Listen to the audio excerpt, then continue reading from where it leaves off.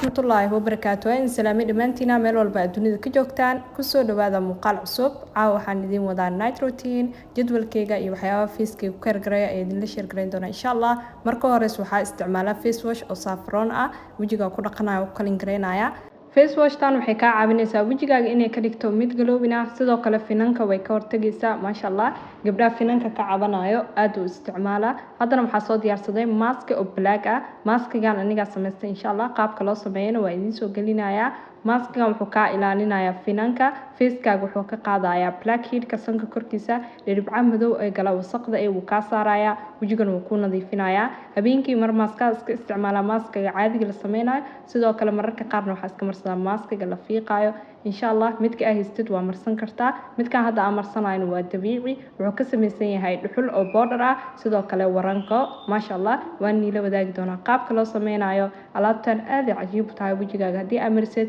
waa arki doontaa isbedelka wajigaaga dhan iftiin oo ku furo oo qurux ka dhigaysa maskigan maasha Allah tabarakallah aad u cajiib u yahay waxa jeclaystay routinkay inaan idin la wadaago muuqaalkan hadii aad ka heshay fadlan like noo dheh sidoo kale subscribe noo saar channelka siin share garay oo la wadaaga asxaabtaada kale si ay uga faa'iideystaan habeenkii facekaaga inta kareenka marin ama serumka ka hor waxa fiican mask yar inaad marsatid hadii aad mask ka gaarin scrub yar inaad ku scrub gareysid din waxyaabaha kale aad marsatid maasha Allah aad uu ku caawinaya markaad sida samaysid wajigaagana inuu galoobin noqdo oo ka caawinaya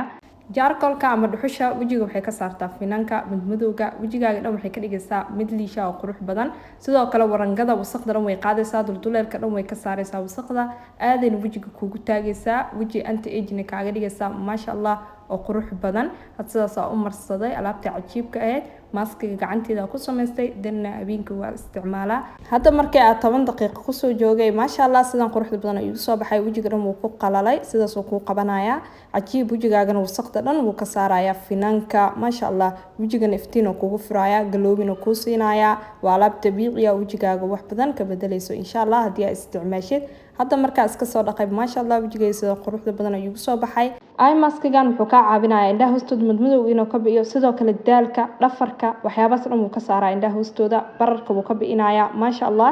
moisturizing uu ku siinayaa hadda waa saaranaya habeenkii waa iska saartaa kadib markaa seexanaayna kuma seexdo waa iska fiiqa waxaa marsadaa kareemka oo indhaha loogu talagalay hoostooda insha Allah adigana hadii ay isticmaali jirin hadda isticmaal insha Allah waa ku faa'iidi doontaa sidoo kale wuxuu ka caawinayaa daalka faraha badan ee ka muuqdo inuu ka saaro hadii aad tahay dadka dhafarka badan sidoo kale wuu ka saarayaa indhahaaga hoostooda madmadowga ama hoos ka galay meesha wuu ka saaraa maasha Allah tabarakallah hadda waxa ku joogaa 30 daqiiqo kadibna hadda waxa soo qaadanaya maskiga oo ka samaysan qudaar maskigan wuxuu ka caawinayaa wajiga inuu ku qaboojiyo maasha Allah oo shining ku siiyo wajigaaga dhan wuxuu ka dhigayaa mid qurux badan oo iftiin leh insha Allah maskiga sidaas uu weegaay in hadda waa saaranaya mixed waayo qudaarad badan oo ka samaysan yahay oo dabiici ah wajigaagana maasha Allah wuu qaboojinaya iftiin oo ku furaya wajigana wuxuu kaaga dhigayaa mid liisha oo qurux badan insha Allah hadii aad isticmaashid habeenkii waxyaabo aad u fara badan ma qabto intaan kaliya ayaa samaystaa insha Allah inaad ka faa'iidi doontaan warjeenaya adinkana ka faa'iideysan doontaan hadda wajiga waa saaray maasha Allah tabarakallah maskigan aad u fiican yahay hadii ay isticmaal jirin ay isticmaashid waa kula talin lahaa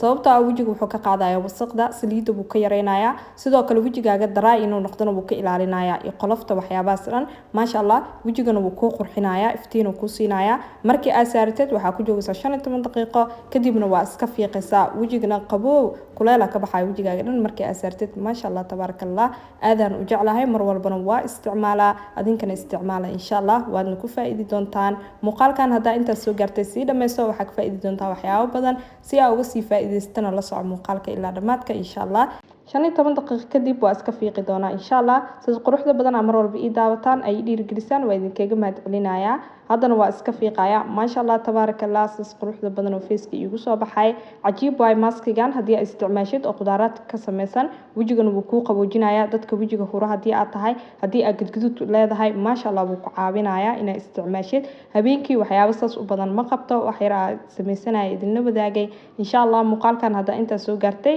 aadna like noo saarin fadlan like noo dheh subscribe noo saar channelka siina share garee oo la wadaag asxaabtaada kale sida uga faa'iidaystaan haddana waxaan barsanayaa waa serum oo vitamin C ah wuxuu ka samaysan yahay lim orange maasha allah fitamiinadana aad u jeclahay badanaan waxaa isticmaalaa vitamin C ga wuxuu ka caawinayaa face-kaaga inuu laba kalar noqonin sidoo kale qoraxda baaninkeeda wuu ka ilaalinayaa face-kana finanka wuu ka difaacaa vitamin C ga wajiga mar walba muhiim ayuu u yahay in la mariyo oo loo daa'imo habeenkii waa marsadaa serumkan maasha allah tabaarakallah waana jeclahay mar walba inaan isticmaalo sidoo kale hadda waxaa isticmaalayaa eye cream desire eye cream kan wuxuu ka caawinayaa indhaha hoostooda madmadowga inuu ka saaro sidoo kale waa ku massage gareynaysaa hooskii waxaas dhan wuu ka bi'inayaa anti aging wuu ku siinayaa wrinkleska dhan wuu ka saarayaa maasha allah indhaha hoostoodana wuxuu ka dhigayaa iyo face-kaaga kuwo isku eg oo laba kalar kale ahayn insha allah sidaas oo marinaya kadibna waa ku massage gareynayaa kareemka desire aad u fiican yahay in indhaha hoostooda u isticmaasheed wuxuu ka samaysan yahay vitamin C moisturizing uu ku siinayaa markii aad marinaysidna inaad sidaas ugu massage gareysid indhahaaga hoostooda ilaa kor inaad gaarsiisid si oo kaaga qaado madmadowga hooska indhaha dhan wuu ka bi'inayaa sidoo kale wrinkleska ama duuduubka indhaha hoostooda gala wuu ka saarayaa maasha allah indhahaaga iyo wajigaaga way isku ekaanaya hal midab oo qurux badan ayay yeelanaysaa marka sida habeenka u marisid sidoo kale telefoonka marka isticmaalaysid madmadowga kugu sababi lahaa kugu sababayo kareemka briiska ayaa marsanaya night and day waaye maasha allah waan isticmaalaa mar walba habeenkina waa marsadaa wajiga dhan wuxuu ku siinayaa repair sidoo kale moisturizing waaye gabdhaha aad dry ee face ka qalalan aad u anfacaya aniga dadka dryga ku jira maasha allah tabaarakallah waan isticmaalaa mar walba wajigaaga inuu qoyan yahay ayaa fiican haddii uu wajigaaga u yahay mid aad qalal u ah oo qolof badan isticmaal kareemkan insha allah aad uu ku anfici doonaa sidoo kalena wajigaaga qaleelka iyo qolofta wuu ka qaadaya moisturizing fara badan oo ku siinaya wajigana dhaqsi ayuu galayaa wax dufan badan ma lahan kareemkan repairna waa wajigu ku dayactiraya maasha allah tabaarakallah haddana waxaa marsanaya lipstick vaseline aan rose ka samaysan dibnaha waxay ka ilaalinaysaa qolofta jacdadka dibnahaaga dhan inuu qalalo way ka ilaalinaysaa maasha allah subax markaa soo kacdina soft ku ahaanayaan markii habeenkii aad marsateed insha allah jadwal badan ma sameeyo habeenkii intaana qabtaa wajigayga ku karkareeyaa insha allah inaa ka faa'iideyno waa rajeynayaa habeen wanaagsan good night guys assalaamu calaykum waraxmatullaahi wabarakaatu